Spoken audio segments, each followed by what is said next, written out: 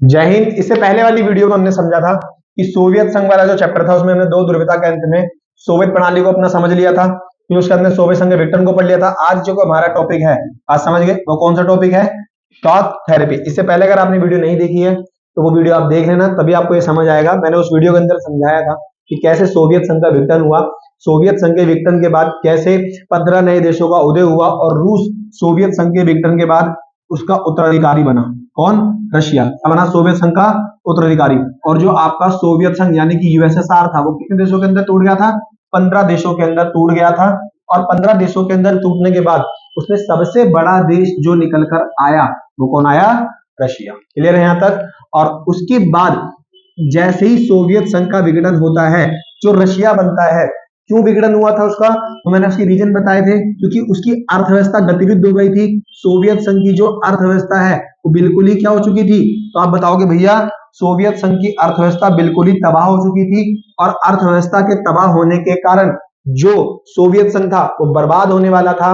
उसके पास पैसे की कमी आ गई थी, उसके संसाधनों का गलत प्रयोग हो गया था और वो अब उन गलतियों की वजह से जिससे उसका विघटन हुआ वो उन्हें सुधारना चाहता था।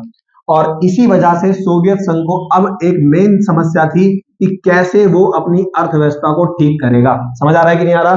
तो सोवियत संघ की अर्थव्यवस्था को ठीक करने के लिए मदद दी गई। क्या दी गई? मदद। किसको दी गई? सोवियत संघ को। क्या ठीक करने के लिए? उसकी अर्थव्यवस्था को मदद दी गई। और ये मदद किसने दी? क्या था इस मदद में? समझ गए नहीं समझ गए? और इस मदद का क्या परिणाम हुआ? क्या उसकी अर्थव्यवस्था ठीक हो पाई या नहीं हो पाई? उसी को हम इस टॉपिक के अंदर समझेंगे, जिसका नाम है शॉक थेरेपी। क्या वास्तव में ये शॉक थेरेपी जैसे उसका नाम है, क्या वास्तव में रशिया को इस थेरेपी से शॉक लगा था या नहीं लगा था? तो हम उसी चीज को समझेंगे। समझते हैं ध्यान से। देखिए जो शॉक थेरेपी थी उसको नाम क्यों पड़ा और इसके और भी कुछ नाम है क्या, तो हम उसको भी जानते हैं। जैसे मैं आपको एग्जाम्पल के साथ बताऊं, देखिए यहां पर समझते हैं हम आगे की कहानी को थोड़ा सा। देखिए क्वेश्चन जो है ना शॉक थेरेपी का कई बार एग्जाम में आया है और देख सकते हो आप शॉक थेरेपी क्या थी। क्या ये साम्यवाद? साम्यवाद, क्योंकि रशिया पहले क्या था? साम्यवाद। अब वो शॉक थेरेपी के थ्रू किस अर्थव्यवस्था को अपनाएगा? पूंजीवादी अर्थव्यवस्था को। वो कह रहा है क्या? बेहतर संक्रमण। संक्रमण का मतलब होता है किसी चीज का चेंज होना, परिवर्तन होना। संक्रमण का मतलब क्या होता है? जब कोई चीज परिवर्तन करती है, अपने आप में चेंज करती है। तो सोवियत संघ अपने आप में क्या कर रहा है? परिवर्तन ही तो कर रहा है, चेंज ही तो कर रहा है। यानी कि वो अपनी अर्थव्यवस्था को साम्यवाद से क्या बना लेगा? पूंजीवादी अर्थव्यवस्था। वो प्रयास करेगा और वही तो शॉक थेरेपी है। क्या साबित हुई? इस बात को समझाना है आपको 6 नंबर में। साम्यवाद से पूंजीवाद तक का सफर, यानी कि सोवियत संघ पहले क्या था? साम्यवाद, और फिर वो क्या बन जाएगा? पूंजीवाद। शॉक थेरेपी से साम्यवाद वो कब बना था? 1917 में रूस की क्रांति से। कौन? सोवियत संघ। क्या जैसे ही वो साम्यवाद से पूंजीवाद की तरफ क्या सफर आसान नहीं था? बिल्कुल आसान नहीं था। सोवियत संघ को इसका बहुत परिणाम भुगतना पड़ेगा। इतना वो अपने विघटन के समय बर्बाद नहीं था, उतना वो ये शॉक थेरेपी के बाद बर्बाद हो जाएगा। या फिर क्वेश्चन को बहुत सिंपल में पूछ ले कि शॉक थेरेपी के परिणामों, क्या बोले आपसे कहो कि शॉक थेरेपी के परिणामों की व्याख्या कीजिए। अब ये सारे क्वेश्चन जो आप देख सकते हो एग्जाम में शॉक थेरेपी से, चाहे कोई भी एग्जाम में क्वेश्चन आए, चाहे वो एमसीक्यू में 2 नंबर में, 4 नंबर में, 6 नंबर में, आप उन सभी शॉक थेरेपी जुड़े सवालों का जवाब दे सकते हो। अब हम समझते हैं उन टॉपिक को पूरे। देखिए मैंने आपको इससे पहले और इससे पहले 2 वीडियो बना चुका हूं मैं इस चैप्टर की टॉपिक पे। मैंने इससे पहले आपको 2 वीडियो में समझा दिया था कि जो शॉक थेरेपी है कैसे सोवियत संघ को मिलती है। देखो बेसिकली आपको मैंने बताया था कि 1917 में रूस अस्तित्व में आया, आगे चलकर ये यूएसएसआर बन जाता है और फाइनली फिर आपका ये जो यूएसएसआर है ये 15 देशों के अंदर क्या हो जाता है, टूट जाता है।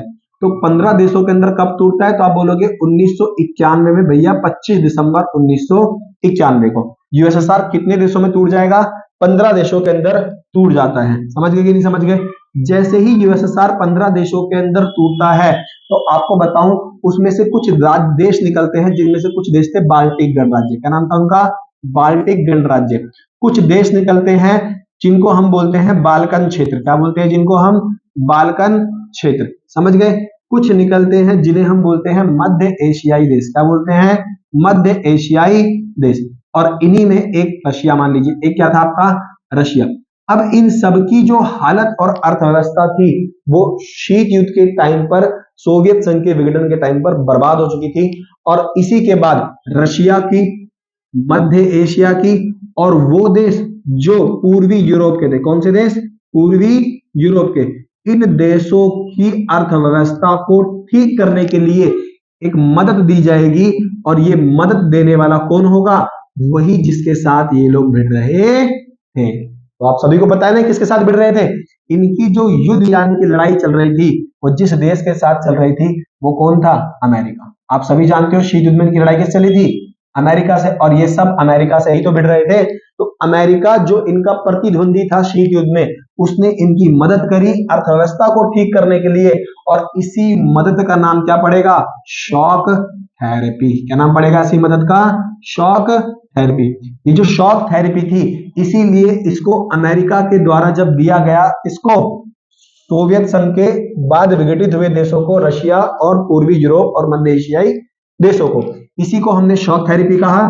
इसी का एक और नाम है आघात पहुंचाकर उपचार करना। क्या करना है इसका, इसी का एक और नाम क्या है, आघात पहुंचाकर उपचार करना। ये भी क्वेश्चन में आपसे पूछता है कि आघात पहुंचाकर उपचार करने से आप क्या समझते हो, या फिर इसे एक और नाम से बोलता है वो चोट पहुंचाकर मल्लम लगाना। बात समझ गए, क्लियर है ना? वो ये भी पूछता है कि यहां पर चोट किसने पहुंचाई है, अमेरिका ने। यहाँ पर आघात किसने पहुंचाया था, अमेरिका ने। अब उसको ठीक भी कौन कर रहा है, अमेरिका। इसीलिए इसका नाम था शॉक थेरेपी। इसके 3 नाम हो रहे हैं, आघात पहुंचाकर उपचार करना, चोट पहुंचाकर मल्लम लगाना। बात समझ गए, क्लियर है? और इसी मदद का नाम शॉक थेरेपी था, अमेरिका ने। लेकिन अमेरिका ने ये शॉक थेरेपी बनवाई किससे, एक्चुअली में इसमें रोल किसका था। अमेरिका ने 2 एजेंसियां बना रखी है वर्ल्ड लेवल पे। एक का नाम है IMF, इंटरनेशनल मॉनेटरी फंड, और एक का नाम है विश्व बैंक यानी कि WB, वर्ल्ड बैंक। तो ये दोनों एजेंसियां अमेरिका की हैं। ये दोनों पूरी दुनिया में पैसों को उधार देने का काम करती हैं, डूबते हुए देश को उधार देने का काम करती हैं, किसी देश में डेवलपमेंट के लिए पैसा उधार देती हैं। और ये एक बेसिकली सिंपल वे में समझो तो ये पूरी दुनिया में बैंक है। जैसे आपको पैसों की नीड होती है तो आप कोई कारोबार खोलना चाहते हो, या आपके घर में कोई शादी है, या आप होम लोन, कार लोन, जो भी आपको पैसे की नीड है, आप उस पैसे की नीड के लिए बैंक के पास जाते हो और बैंक आपको लोन देता है कि नहीं देता। अब बैंक आपको गलत काम के तो लोन देगा नहीं, या तो आपके घर में कोई तंगी होगी, या आप किसी समस्या में हो, या आप कोई नई चीज खरीदना चाहते हो, तो उसी की तो लोन देगा। फिर जब बैंक आपको लोन देता है तो उसमें वो आपसे ब्याज लेगा। फिर आपको पता है उसकी कुछ शर्तें होती हैं बैंक के लोन देने की आपको। तो वैसे ही अमेरिका ने IMF और WB के द्वारा एक थेरेपी तैयार करवाई जिसका नाम था शॉक थेरेपी। तो क्वेश्चन ये पूछेगा आपसे कि शॉक थेरेपी किसके द्वारा बनाई गई थी, समझिए। तो आप कहना कि शॉक थेरेपी बनाई गई थी IMF और WB के द्वारा, मतलब इसमें जो मेन पॉलिसी और जो रूल्स थे वो IMF WB के थे, समझ गए। इस शॉक थेरेपी को तैयार करने वाले कौन थे, IMF और WB। लेकिन ये शॉक थेरेपी दी किसने थी, अमेरिका ने, और मिली किसको थी, रशिया को, और मध्य एशियाई और पूर्वी यूरोप के देशों को। यहां पर समझ आया? देखो वो क्वेश्चन में उलझा देगा आपको, कहेगा शॉक थेरेपी किसके द्वारा निर्देशित थी, तो आप बोलना निर्देशित थी IMF और WB के द्वारा। दी किसने थी, अमेरिका ने। किसको दी थी, रशिया, मध्य एशिया और पूर्वी यूरोप के देशों को। इसीलिए इसको शॉक थेरेपी, आघात पहुंचाकर उपचार करना या चोट पहुंचाकर मलहम लगाना कहा जाता है।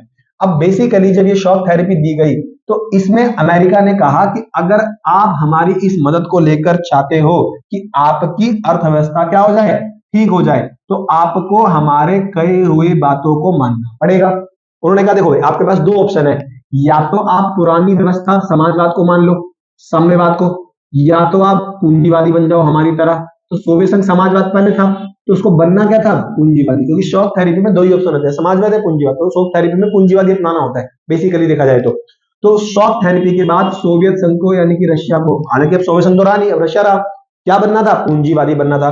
इससे बोला गया कि अब आपको हमारे जो पश्चिम यूरोप के देश हैं, क्या है, जो पश्चिम यूरोप के देश, इनके साथ क्या बनाने होंगे, रिलेशन बनाने होंगे, इनके टच में रहना होगा, इनके मार्गदर्शन पे चलना होगा।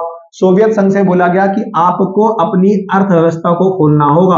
अर्थव्यवस्था को खोलने का मतलब क्या है कि अब सोवियत संघ को अपने जितने भी बैन हैं, जितने भी उसने प्रतिबंध लगा रखे हैं अपने देश के अंदर प्राइवेट कंपनियों पे, वो सारे प्रतिबंधों को हटाना होगा, ताकि बाहर की मल्टीनेशनल कंपनियां सोवियत संघ के अंदर आकर इन्वेस्टमेंट करें और जो लोगों की डिमांड, जो जनता की नीड है, उसे फुलफिल कर दे। ये बात किसने बोली, सोवियत संघ को। बात समझ गए, रशिया को। लेकिन मुझे वापस सोवियत संघ निकल रहा है, माफ करना है इसके लिए, ठीक है, आदत है वो बार बार पढ़ा करते हो जाता ना, ठीक, बड़ा आप एडजस्ट कर लोगे। यहाँ पर मैं अगर गलती से सोवियत संघ बोल भी दूं तो आप समझना कि वो रशिया ही बोल रहा हूं मैं, ठीक है। तो अर्थव्यवस्था को खोलना होगा। अर्थव्यवस्था को खोलने का मतलब समझते हो ना, ये नहीं गुचुर मुचुर करके। अर्थव्यवस्था खोलने का मतलब यह है कि जो सरकारी चीजें हैं उन्हें अब कम करो और प्राइवेट चीजों को अब जगा दो, और पश्चिम देशों के साथ मतलब उनके साथ व्यापार शुरू करो, वस्तुओं का लेन देन, पूंजीवाद को अपनाओ। सरकार को लिबरल होना चाहिए, उदार बनो, मतलब सरकार अब अपने जो शिकंजे हैं, अपने जो बैन है, अपने जो टैक्स हैं, उनमें रिलीफ ले, उनको कम करे, ताकि प्राइवेट कंपनियां आपके देश में एंट्री करें, समझ गए। और आपको मुद्रा का परिवर्तन करना होगा। क्या करना होगा, मुद्रा का परिवर्तन, क्यों, ताकि विदेशी कंपनियां आपके देश में आकर अपना बिजनेस खोल सके, क्योंकि जब तक आप मुद्रा का परिवर्तन ही नहीं करोगे तब तक क्या विदेशी कंपनियां आपके देश में कोई बिजनेस कर सकती है क्या, नहीं भाई, उसको पैसा चाहिए ना विदेश को, आपके देश में कंपनी लगाने के लिए। वो पैसा कैसे आएगा, जब आप उसको मुद्रा दोगे। अब कोई विदेशी है, वो भारत में अगर घूमने आना चाहता है और अगर उसके एयरपोर्ट पे या हम करेंसी चेंज ना करें या करेंसी एक्सचेंज ना करें तो क्या वो घूम सकता है, अब डॉलर कौन लेगा भाई, नहीं समझे। तो जब कोई विदेशी भारत आता है तो उसे एयरपोर्ट या जहां भी उसको सुविधा होती है, देखोगे ना बहुत जगह पे करेंसी चेंज होती है, तो वहां पर वो आकर पहले अपनी करेंसी चेंज करवाता है और फिर उस करेंसी से वो भारत के अंदर घूमना फिरना, शॉपिंग वॉपिंग जो भी होता है वो करता है, ठीक है। तो मुद्रा का क्या करा जाए, परिवर्तन। अर्थव्यवस्था को क्या कराए, खोला जाए। पश्चिम देशों के साथ क्या किया जाए, रिलेशन में जाए। पूंजीवाद को अपनाया जाए और सरकार उदार बने। सरकार क्या बने, उदार, लिबरल। टैक्स वगैरह क्या कर दे, कम कर दे, बैन वगैरह हटा दे। उसके बाद सरकार जो है वो प्राइवेट, जो जितनी भी चीज गवर्नमेंट है, यानी कि जितनी भी चीजें क्या है गवर्नमेंट, उन सभी चीजों को क्या कर दे, प्राइवेट करना शुरू कर दे। सरकारी अस्पताल को प्राइवेट कर दे, सरकारी स्कूल को प्राइवेट कर दे, सरकारी कारखानों को प्राइवेट कर दे, सरकारी कंपनियों को प्राइवेट कर दे। मतलब सरकार गवर्नमेंट के जो स्तर है, गवर्नमेंट की जो पावर है उसमें कमी लाए और प्राइवेट को जगह देती जाए, ठीक।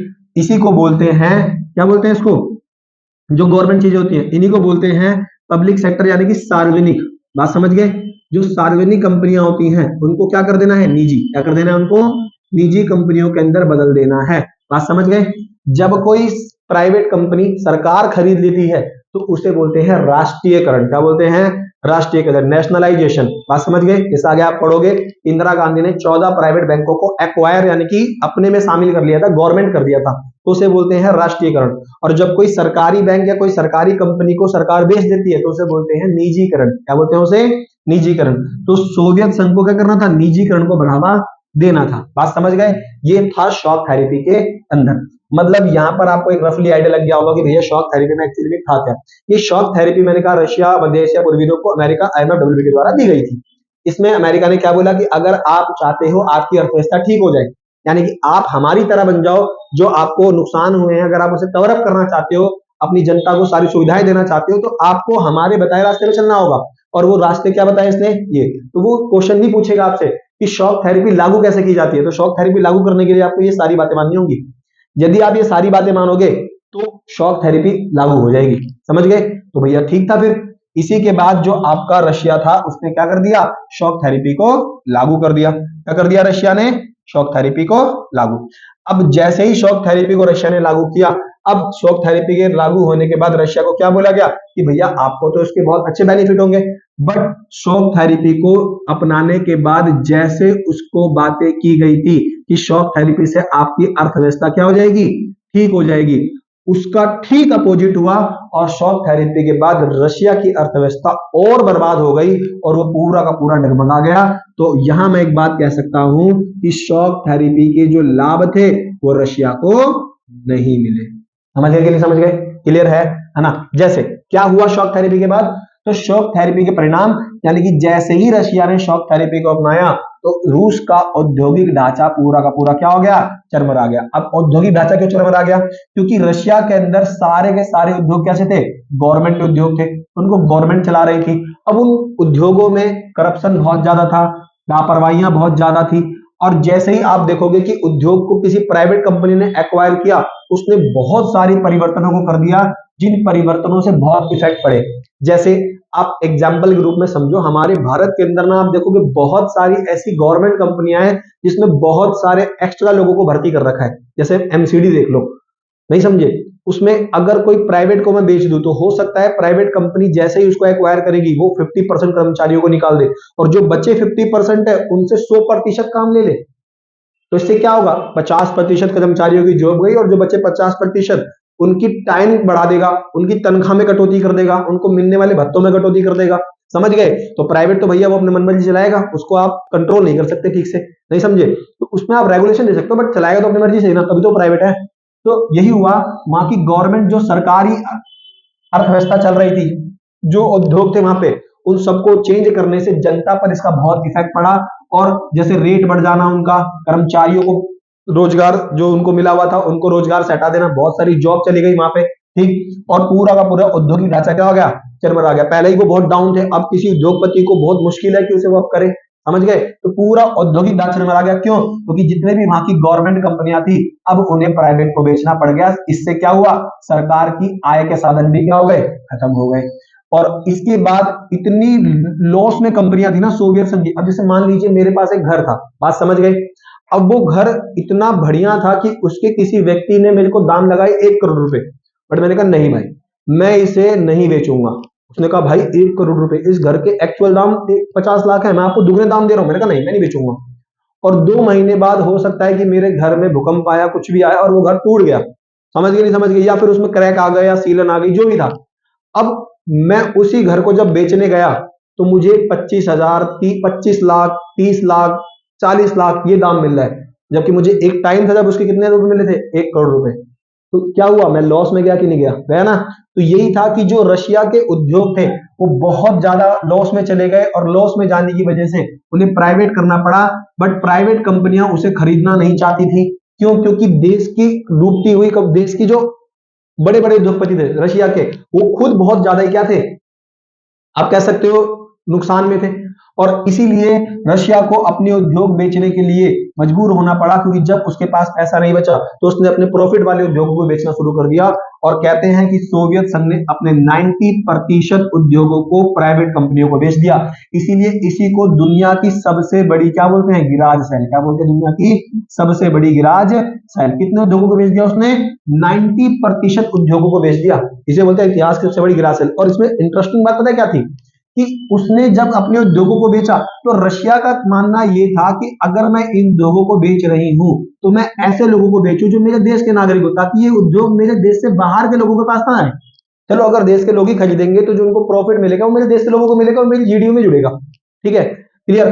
तो रशिया ने ये उद्योग जब बेचना शुरू किए तो नागरिकों को उसने ये उद्योग देने के लिए एक दिमाग लगाया कि मैं इसकी नीलामी करूंगी, और नीलामी में जो व्यक्ति आएगा उसके लिए मैं एक बंद पत्र बनाती हूँ कि वो एक बंद पत्र लेकर आएगा, और उस बंद पत्र के आधार पर उसको नीलामी के अंदर बैठने दिया जाएगा।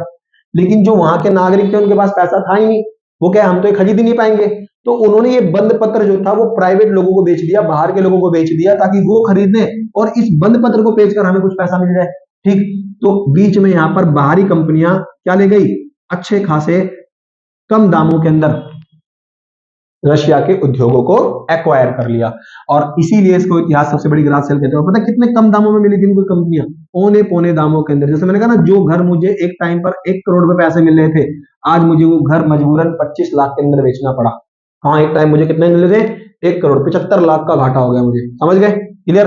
तो औने पौने दामों के अंदर मुझे वो चीजें बेचनी पड़ी। इसी को इतिहास की सबसे बड़ी क्या बोलते हैं? Garage cell. बट सरकार क्या करती? उसे अपना कवर अप पैसे के लिए, अर्थव्यवस्था को आगे थोड़ा बहुत चलाने के लिए क्या चाहिए था? पैसा।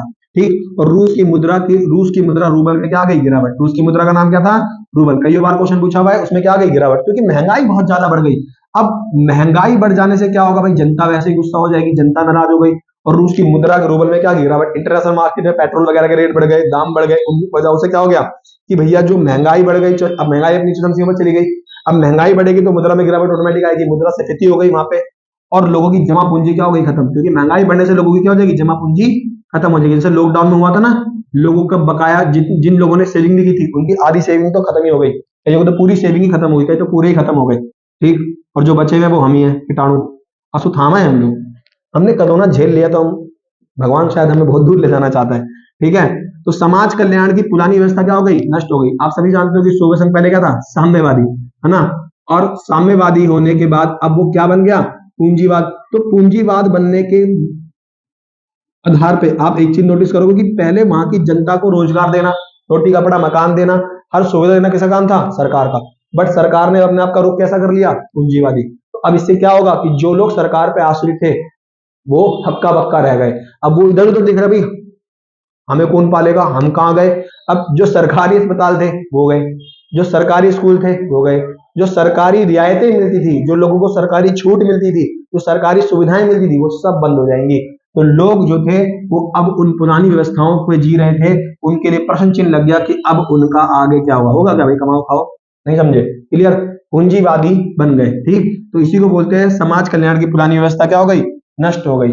और खाद्यान्न संकट पड़ेगा, खाने को बहुत ज्यादा क्या हो गई, दिक्कत हो गई, महंगाई बढ़ गई तो खाद्यान्न संकट पड़ेगा, और खाद्यान्न संकट पड़ता तो महामारी ऑटोमेटिक आती है।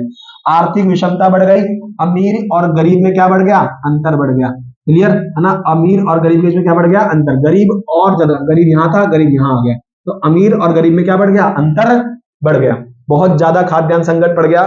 ठीक, और संसद वहां की बहुत कमजोर। अच्छा ये भी हुआ कि सोवियत संघ के अंदर संविधान बना, आप सभी को पता है संविधान बनाए गए वहां पे जल्दबाजी में, विघटन के बाद वहां के संविधान में इतनी जल्दबाजी बनाए गए कि संविधान के अंदर आप कह सकते हो जिसे आप उसे एक वर्ड कहते हैं संविधान में, जब सारी पावर एक ही व्यक्ति को दे दी जाए, प्रभु सत्ता जमा ली, या फिर आप कह सकते हो कि उन्होंने ना संविधान के अंदर राष्ट्रपति के पास अत्यधिक शक्तियां दे दी, किसको दे दी, शक्तियां राष्ट्रपति को, मतलब सारी शक्तियां किसके पास आ गई, राष्ट्रपति। अब राष्ट्रपति वहां पर क्या हो गया, पावरफुल, संसद क्या हो गई वहां पे, कमजोर।